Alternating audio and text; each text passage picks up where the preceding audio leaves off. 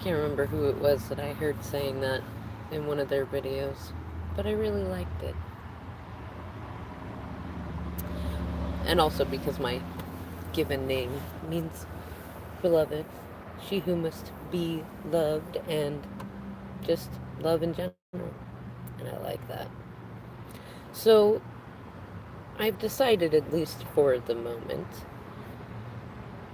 to call. You know what? I'm gonna rename it actually. You're gonna see it renamed when I'm done with this video. It was gonna call it the Show Up and Show Out series. But actually, I'm gonna rename it to Legendary You.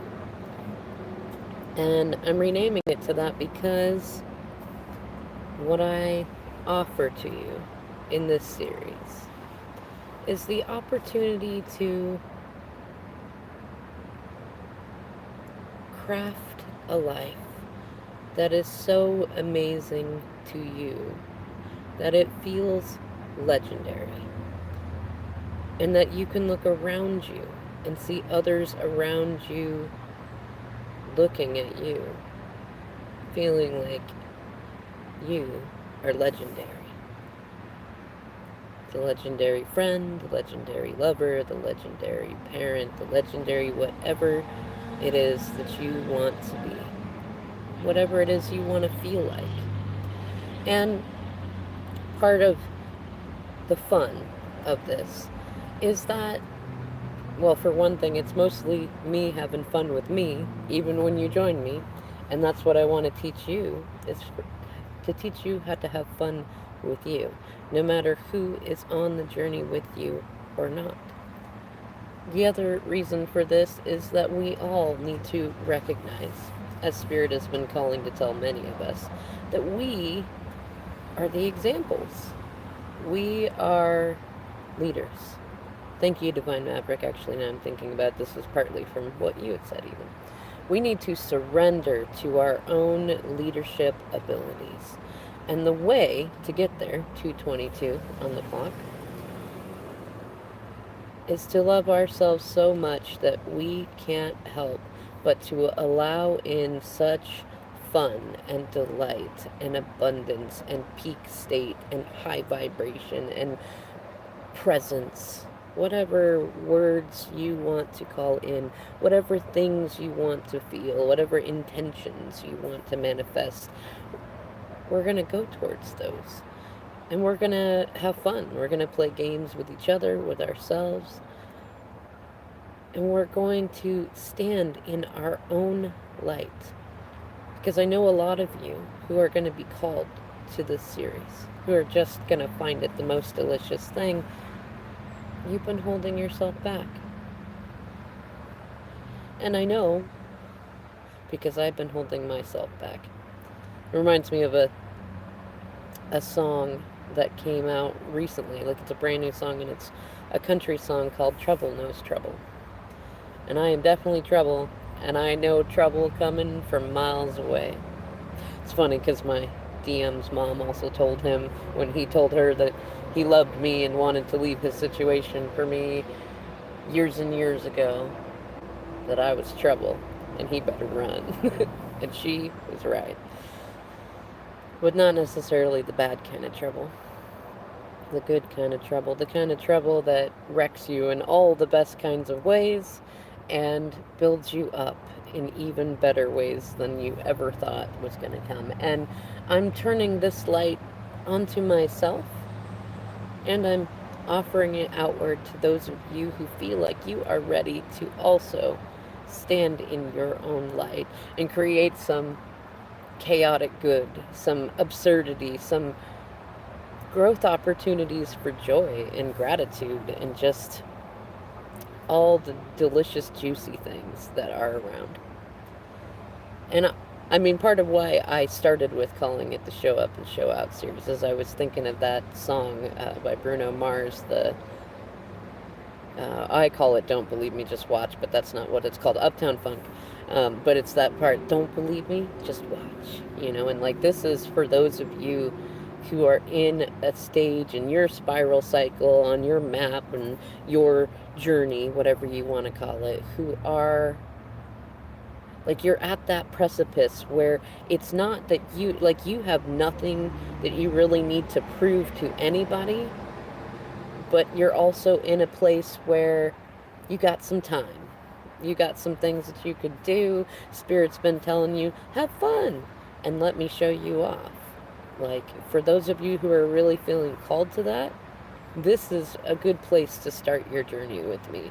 And because I'm getting ready, I can feel it. I've had so many times in the past, and I'm excited for this moment now because it's me doing it myself. Phoenix rising from the ashes kind of thing. And I've already got my base, I've already got started. And that was me, like, when I started this channel, I mean, I was at the lowest of the low that I personally have ever felt myself at, like the lowest of the low. And I didn't, like, what's funny is I did and I did not expect myself to get here. Actually, my DM probably expected it far more before I did, but then also he's always underestimated me.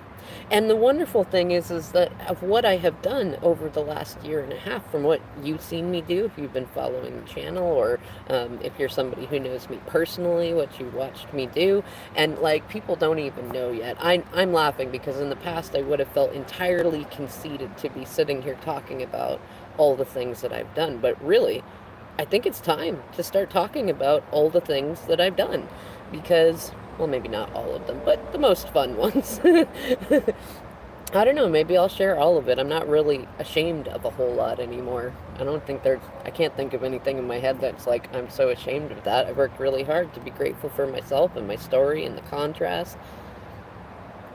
And anything that I might have been ashamed of in the past is really just kind of amusing at this point. Wouldn't it be nice? Would you like to feel that way? It feels pretty great.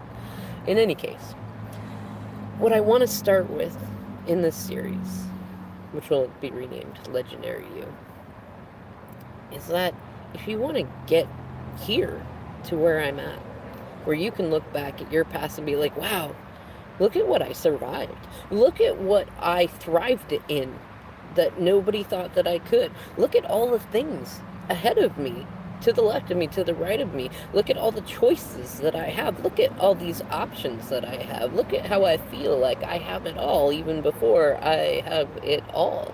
Like, if you want to get to that place, the first step is to unlearn what you've been conditioned to believe is suffering, right? You got to get to that space where you recognize that not all negative responses are negative responses. I mean, if you follow me for twin flame stuff, then it could be separation. Like, if you, here's a good example of it. Whether you're, twin flame journey or soulmate, let's take relationships, right? You have somebody that you genuinely, all of your being feels called to them, regardless of when they're good to you, bad to you, whatever, and you end up in separation from them. Like, whatever that looks like for you. You might feel like they're punishing you, or they don't love you, or they don't choose you, or that the universe is just poo-pooing on your parade. But what if, actually, the universe did that for you? There's been a common phrase going around for a while, and it's been increasing too. The universe is not doing things to you. The universe is doing things for you. So what if the universe took away everything that you found comfortable because it made you for more? What if it took it all away because you, just as a delicious being that you are, have always wanted more and just have not yet faced the things and the thoughts and the struggles of the past that held you back so that you can go forward and have everything you want, right? What if the universe took your house and your car and everything and put you on the streets so that you could learn something new about a different side of humanity, so you could go through pocket worlds and dimensions that other people have struggled to overcome, so that you could be the overcomer, so that you can go back then and help other people who are ready to get to the same place of goodness that you get to?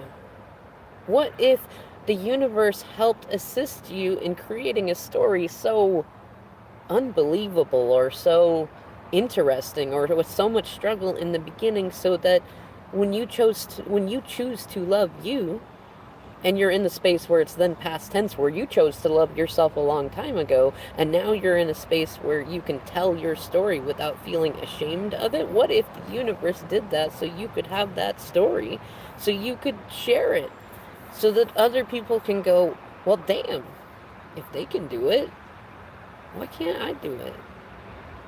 You know? And part of getting there is looking at, what do we consider suffering to be, right? Now, we've been conditioned to believe, like, if you don't have a lot of money, you must be suffering. If you don't have a lot of friends, you must be suffering. If you don't have a few good friends, you must be suffering. If you don't have a big house or cars, or if you feel depressed, or, all these things, if you feel that way, then you must be suffering, right? Like, if you've not achieved some permanent peak state of something, society has told you that you must be suffering. If you don't get the right grades, if you don't have the right partner, if you're not perfectly happy in all moments, you must be suffering, right? Maybe not. Maybe that's not the way that it has to be.